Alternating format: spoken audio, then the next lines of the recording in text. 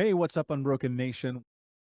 I would love if you would kind of talk about what transpired in that time for you, not necessarily in her death, but what transpired to lead you to that place of going, wait a second, maybe it does start with me first. Yeah.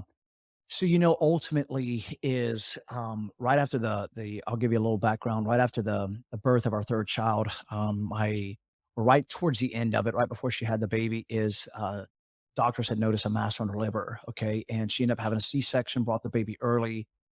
A couple weeks after the birth, they found out that it was stage 4 colon cancer, and of course, we're going on this journey as a family, and I'm trying to be the strong one. I'm also like doing Facebook Live videos and just pouring out my heart. I'm crying like a big baby a lot of times, but it was really I had ran across a message. Somebody had actually sent it to me on Facebook, and it was the last 2 or 3 minutes of their pastor preaching his sermon at church, right?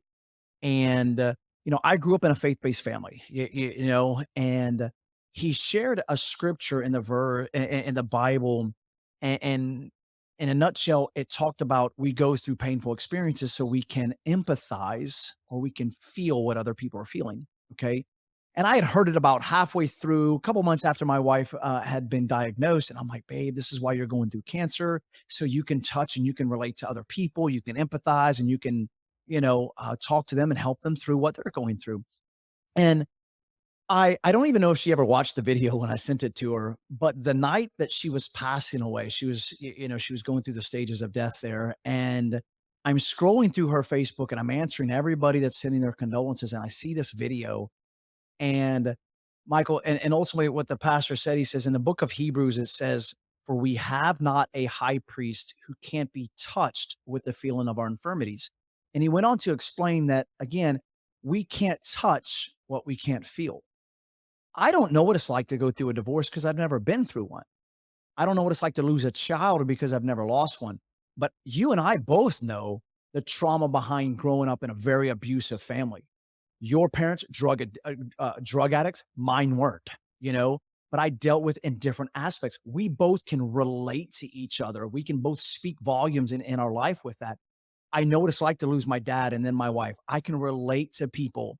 So I believe that things that we do go through in life, that there's a purpose for it. Okay. And I call it purpose through pain. Everybody, I believe it's the purpose is different. But for me, when I watched that video that night, I started sobbing. And I'm like, oh my God, that's my why. My wife was the quiet one. She would have never got on a podcast, never did any of the videos when I was sharing the journey. She wasn't the type that would get up in front. She was type B personality all the way. Okay. I'm the type A. I don't have a problem getting up in front of people. I speak. So for me, it was more of a value for me to go through what she went through because I was going to be the one telling the story. Because Michael, I believe truly wholeheartedly that vulnerability, when we share our story, we're vulnerable, right? Vulnerability brings healing to us, but it's our transparency of telling the story that brings healing to other people.